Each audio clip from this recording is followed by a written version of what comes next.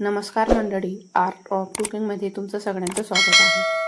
तर आज आपण येथे काहीतरी नवीन पद्धतीचा नाश्ता बनवणार आहे, तेही घरच्या साहित्यामध्येच. चला तर रेसिपीला सुरुवात करूया. तर येथे मी हे बटाटे उकडून घेतलेले आहे. तर येथे हे बटाटे आकाराने मोठे असल्यामुळे मी येथे 1.5 बटाट्याचा वापर करणार आहे.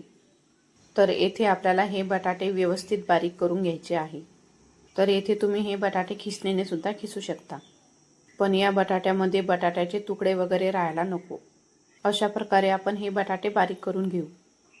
तर येथे आपण हे बटाटे चांगल्या प्रकारे बारीक करून घेतलेले आहे आणि यामध्ये बटाट्याचे थोडेफार तुकडे राहिले असतील तर ते आपण हाताने सुद्धा बारीक करू शकतो. तुम्ही बघू शकता सर्व बटाटे आपण येथे व्यवस्थित बारीक करून घेतलेले आहे. तर आता येथे मी एक मोठ्या आकाराचा कांदा बारीक कट करून घेतलेला आहे आणि यामध्ये मी एक मोठ्या आकाराचा टोमॅटो कट करून घेतलेला आहे, तो सुद्धा आपण यामध्ये घालून घेऊ.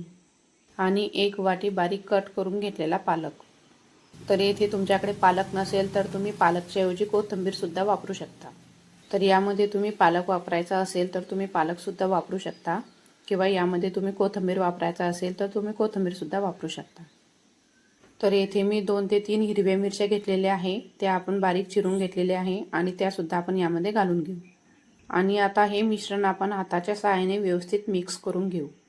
आता सध्या तरी आपल्याला हे सर्व साहित्य व्यवस्थित मिक्स करून घ्यायचं आहे. तर येथे आपण ज्या भाज्या वापरल्या आहे त्या भाज्या सर्व एकत्र होतील. तर आता हे सर्व व्यवस्थित मिक्स करून झालेलं आहे. यामध्ये 1 चमचा ओवा घालून घेऊ आणि आता आपण यामध्ये 1 चमचा धने घालून घेऊ, 1 चमचा लाल मिरची पावडर. तर यामध्ये आपण हिरव्या मिरचीचा सुद्धा वापर केलेला आहे. तर यामध्ये आपण लाल मिरची पावडरचा वापर आपल्या आवडीप्रमाणे कमी जास्त करू शकतो. यामध्ये चवीनुसार 1 चमचा मीठ. आता आपण यामध्ये 5 चमचे गव्हाचं पीठ घालून घेऊ आणि आता आपण यामध्ये बेसन पीठ सुद्धा एवढंच घालून घेणार आहे. तर येथे आपण गव्हाचं पीठ जेवढं घेतलेलं आहे तेवढंच आपल्याला येथे बेसन पीठ वापरायचं आहे. तर यामध्ये आपण बेसन पीठ घालून घेतलेलं आहे, त्यामुळे या नाश्त्याला छान चव येते. आणि आता आपण हाताने हे व्यवस्थित मिक्स करून घेऊ. तर येथे आपल्याला सुरुवातीला पाण्याचा वापर न करता हे व्यवस्थित भिजवून घ्यायचं आहे आणि यामध्ये आपण थोडं पाणी वापरून हे व्यवस्थित भिजवून घेऊ. तर येथे हे पीठ व्यवस्थित भिजवून झालेलं आहे. तर यामध्ये जास्त पाणी वापरायची गरज नाही. यामध्ये मी साधारणतः अर्धी वाटीपेक्षा सुद्धा कमी पाणी वापरलेलं आहे. तर येथे हे मिश्रण आपल्याला जास्त घट्टसुद्धा भिजवायचं नाही आणि जास्त पातळसुद्धा भिजवायचं नाही. तर येथे आपलं हे मिश्रण व्यवस्थित तयार